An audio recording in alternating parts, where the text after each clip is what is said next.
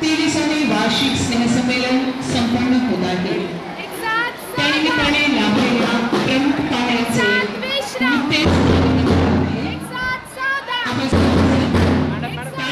त्यांचे स्वागत करूया।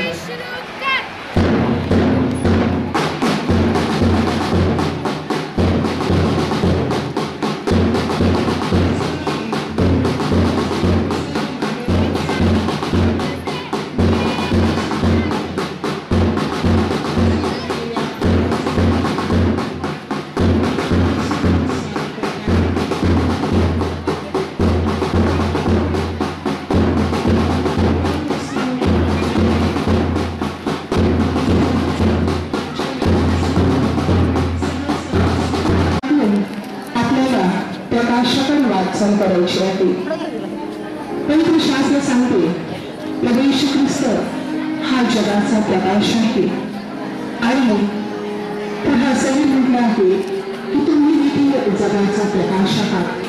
हा प्रकाश आपल्या सगळ्यांच्या जीवनामध्ये यावा आणि आपण देखील अंधारात असलेल्यांना प्रकाशाकडे आणावे, त्यांना जीवनाचा मार्ग दाखवावा हा मागचा उद्देश। प्रभु आम्ही जाणवे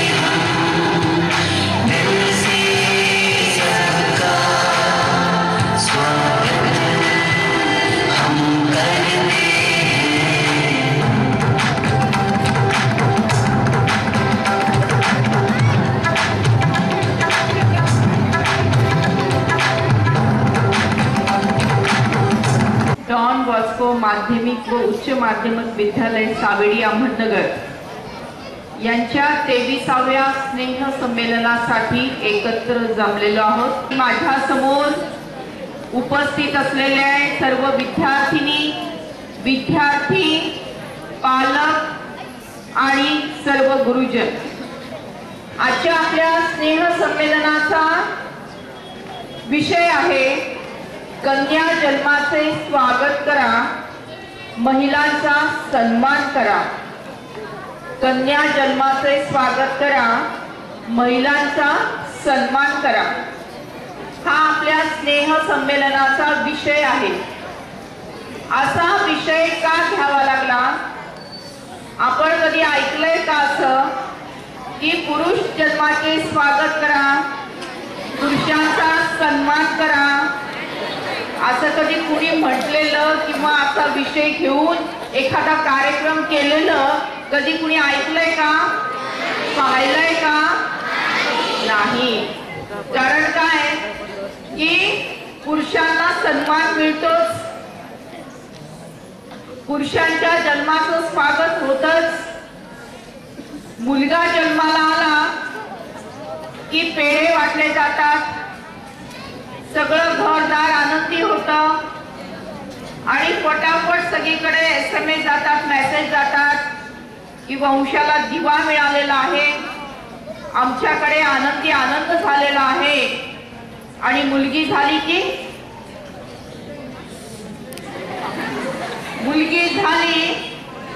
जिलेबी द्यायला पाहिजे, पण जिलेबी दिली जात नाही। आई उदास होते, आजी उदास होते, वडील उदास होतात, सगळे निराश होतात आणि त्यामुळे असा विषय आपल्याला ठेवावा लागलेला आहे। तर असा विषय येऊन ठेपलेली आहे। कारण आपण पाहतोय की समाजामध्ये गर्भातच मुलीच्या जीव जो आहे, गर्भातला मुलीचा जीव आहे तो जन्माला येण्यापूर्वीच संपवून टाकला जातो। त्या मुलीची हत्या केली जाते आणि जन्माला येण्यापूर्वीच तिला मारून टाकलं जातं। किती महापाप आहे हे, किती वाईट आहे हे। खरं म्हणजे ही जी चिमुकली आहे ही निसर्गाचा अंश आहे, ईश्वराचं प्रतीक आहे आणि ही इवलीशी, नाजूकशी, कोमलशी ही चिमुकली आपल्या जीवनामध्ये खरं तर आनंद निर्माण करत असते, पण तिच्याच जन्माला नकार दिला जातो। एकंदरीत स्त्री भ्रूण हत्येच्या आकडेवारीचा विचार जर आपण केला तर भारतासारख्या सुसंस्कृत अशा देशामध्ये,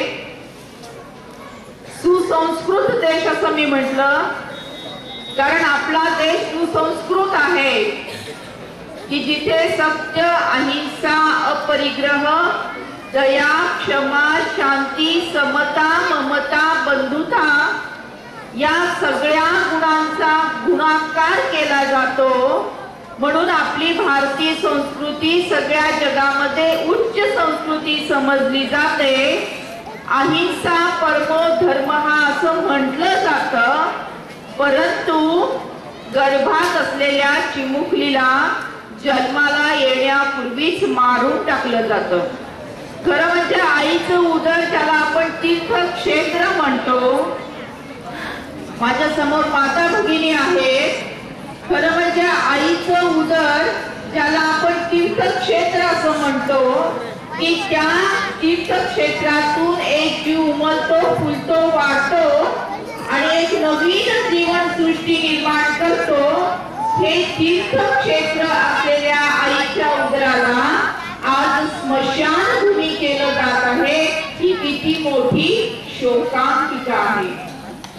मागील 30 वर्षांमध्ये 1.5 कोटी चिमुकल्यांना गर्भावस्थेत मारून टाकण्यात आलेलं आहे। 1.5 कोटी चिमुकल्यांना गर्भावस्थेत मारून टाकण्यात आलेलं आहे।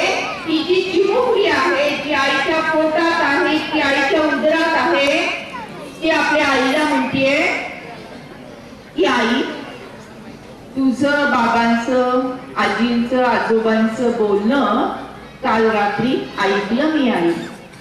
तुम्ही सगळ्यांनी मिळून ठरवले ना की उद्या मला डॉक्टर काकांकडे घेऊन जायचंय।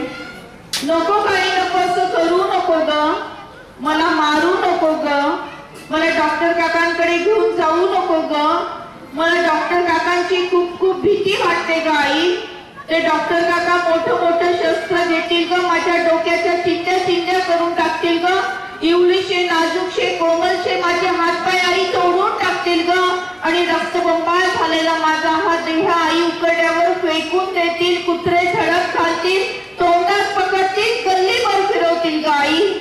माझ्या शरीरातलं ठिपकणारं ते रक्त आई तू पाहू शकशील, माझ्या शरीराची झालेली विटंबना आई तुला सहन होईल। नको काही नको असं करू नको ग, मला मारू नको ग, मी तुला कसलाही त्रास देणार नाही ग, कुठलाही हट्ट मी करणार नाही ग, मला लाडू नको, पेढे नको, करंजी नको, पुरणपोळी नको, काही गोडधोड देऊ नकोस ग। कालची उरलेली शिळी असलेली भाकरी जरी आई तू मला दिलीस ना तरी चालेल ग, 2-2, 3-3 दिवस आई मी ती पुरून खाईल ग, पण आई मला जन्म घेऊ दे ग। नको आई नको, नवीन कपडे नकोत ग मला, ताईचे जुने असलेले कपडे सुद्धा मला चालतील ग आई, पण मला जन्म घेऊ दे ग आई, मला तुझ्या मांडीवर खेळायचे ग, आजी आजोबांच्या गोष्टी ऐकायचे ग, तुझं बोट पकडायचंय, बाबांचं बोट पकडायचंय, शाळेमध्ये जायचंय ग आई मला। आई तुला असं वाटत नाही का ग की सावित्रीबाई फुलेंचा अंश माझ्यामध्ये असेल? आई तुला असं वाटत नाही का ग की मातृशक्तीचा आविष्कार सांगणाऱ्या मदर टेरेसा माझ्या रूपाने येतील? आई तुला असं वाटत नाही का ग की झाशीच्या राणीची क्रांती करण्याची उमेद माझ्यामध्ये असेल? आई मला हे सगळं करायचंय ग, पण कधी तू मला जन्म दिला तरच ना। वेळ नाही गेली अजून, हाक देते मी तुला, वेळ नाही गेली अजून, हाक देते मी तुला, खुडू नको कळी आई, खुडू नको कळी आई, देश घडवायचाय मला, देश घडवायचाय मला.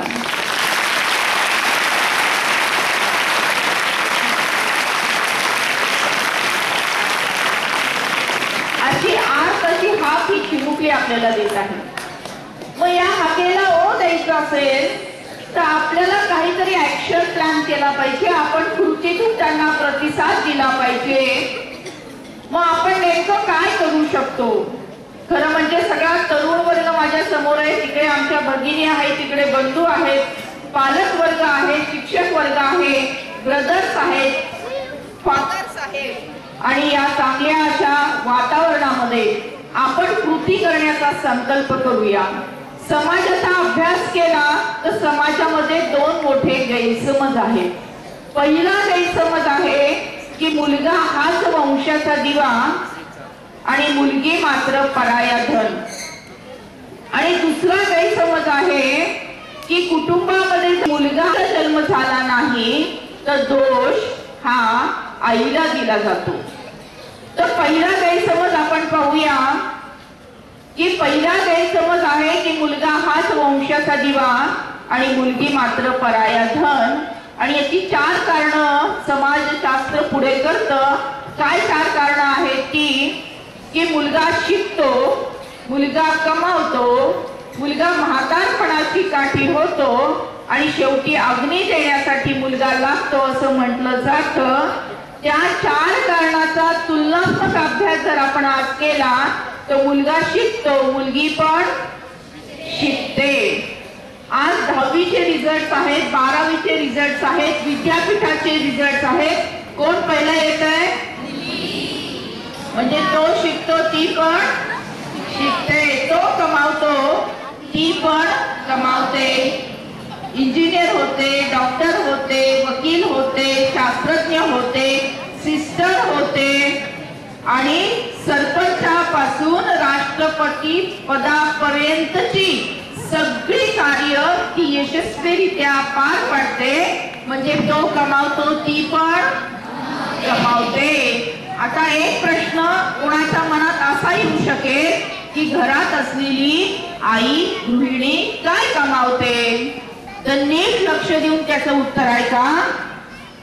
घराला घरपण देणारी आई असते, वास्तूचं मंदिर करणारी आई असते, मुलांना संस्कार देऊन अवधी पिढी घडवणारी आई असते. आई पहिली गुरु आहे, आई पहिली पाठशाळा आहे. एवढंच कशाला, वात्सल्य नावाच्या जागतिक विद्यापीठाची कुलगुरू कोण आहे तर ती आई आहे. म्हणून म्हणतात की स्वामी तिन्ही जगाचा. मग जो स्वामी तिन्ही जगाचा स्वामी आहे पण आई विना भिकारी होत असेल तर मग सर्वात श्रीमंत कोण झालं? ज्याच्याकडे आई आहे तो सर्वात श्रीमंत झाला. म्हणजे तो कमावतो ती पण तो म्हातारपणाची काठी होतो. इथे मात्र प्रश्न चिन्ह लावावं लागेल, नाहीतर सरकारला असा कायदा करावा लागला असता का की आई वडिलांना घरातून तुम्ही हाकलून दिलं, त्यांचा नीट लक्ष दिलं नाही तर अमुक अमुक दंड होईल, शिक्षा होईल, असं करावं लागलं असतं का? नाही. खरं म्हणजे आपला देश श्रावण बाळाचा इतिहास सांगतो, पण आता दुर्बीण ठेवूनच शोधायला लागतात आपल्याला श्रावण बाळ. पण मुलगी मात्र जीव लावते, प्रेम देते, संकटामध्ये धावून येते, दुःखामध्ये मदत करते. म्हणजे कोण झालंय म्हातारपणाची काठी? म्हणजे आणि शेवटी अग्नी देण्यासाठी मुलगा लागतो असं म्हटलं जातं. पण त्या काळामध्ये सावित्रीबाई फुलेंनी सुद्धा हे कार्य केलं होतं. आणि आजही आपण उघड्या डोळ्यांनी पाहिलं तर समाजामध्ये अनेक स्त्रिया आहेत की वेळ आली तर हे सुद्धा कार्य त्या कर्तबगारीने करत असतात. मग जी 4 कारणं पुढे केली जातात मुलाला वंशाचा दिवा आहे म्हणून त्या 4 कारणाचा तुलनात्मक अभ्यास केला तो कोण झालाय वंशाचा दिवा? कोण झालाय वंशाचा दिवा?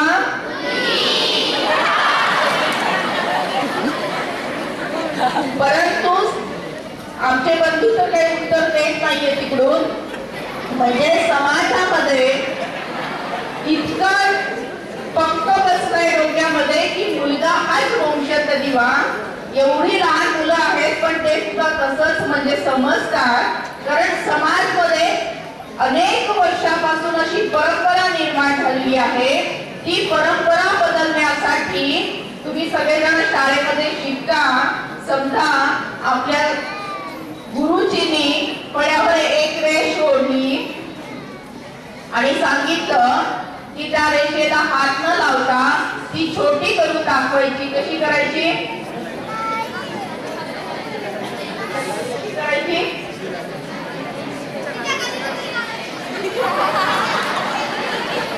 त्याच्या खाली मोठी एक रेष आखायची म्हणजे ती आपोआप छोटी होते. तसंच मुलगा वंशाचा दिवा आहे या वाक्याला हात न लावता हे वाक्य छोटं आपल्याला करता येतं. कसं करायचं? तर मुलगा वंशाचा दिवा असेल तर मुलगी वंशाची पणती आहे आणि दोन्ही घरांना उजळून टाकण्याचं कार्य ती करते. अशा प्रकारचा आपल्याला हा विचार समाजामध्ये रुजवायचा आहे. यासाठी आपण शालेय जीवनामध्ये आपण वावरत आहोत. तर आपण स्वतःच्या कृतीतून काय करू शकतो? आपण स्वतःच्या कृतीतून काय करू शकतो? मी आताच आदरणीय फादर साहेबांशी बोलत होते आणि जेव्हा आमंत्रण देण्यासाठी ताई आणि फादर आले तेव्हाही आमची या विषयावर चर्चा झाली.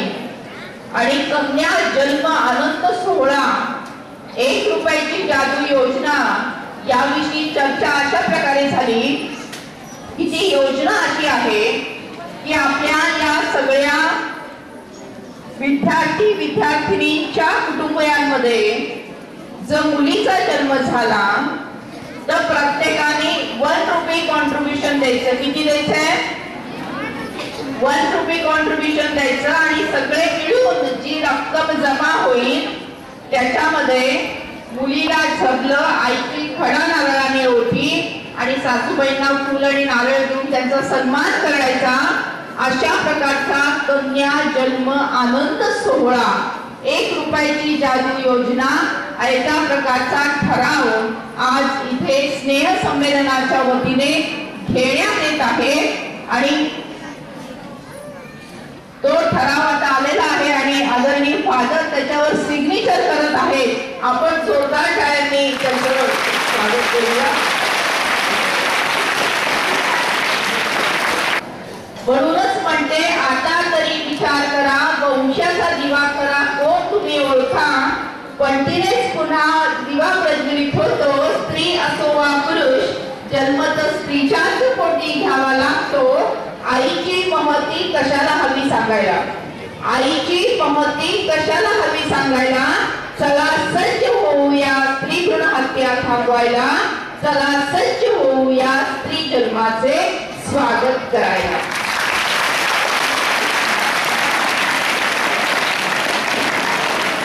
कन्या जन्म आनंद सोहळा 1 रुपयाची जादू योजना याचा ठरावाचा आता मॅडम वाचन करत आहेत.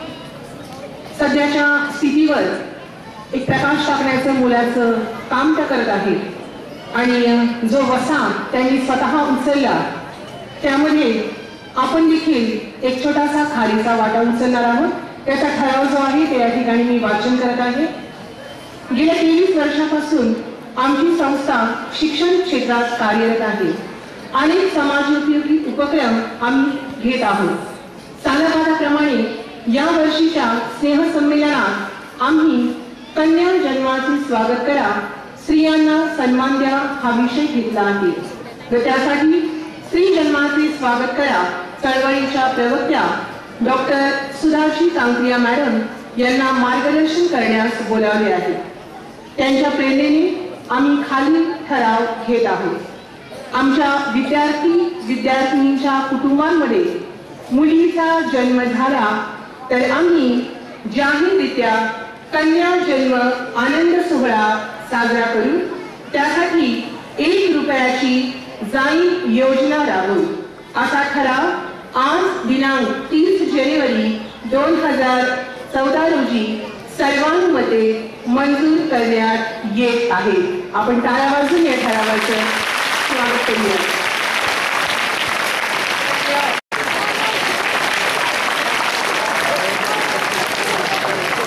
थँक्यू, खूप खूप अभिनंदन। अशा प्रकारचा कन्या जन्म आनंद सोहळा आपल्या या विद्यालयात महाविद्यालयात साजरा होत आहे आणि खरोखर स्नेह संमेलनाचं सार्थक झालं असं म्हणायला पाहिजे। कारण नुसतं बोलून चर्चा करून विषय बदलत नसतो, विषयामध्ये परिवर्तन होत नसतं, त्यासाठी कृती करावी लागते आणि तो कृती करण्याचा संकल्प आणि ठराव आज झालेला आहे। मी खूप खूप अभिनंदन करते आणि पुढच्या सर्व कार्याला शुभेच्छा देते।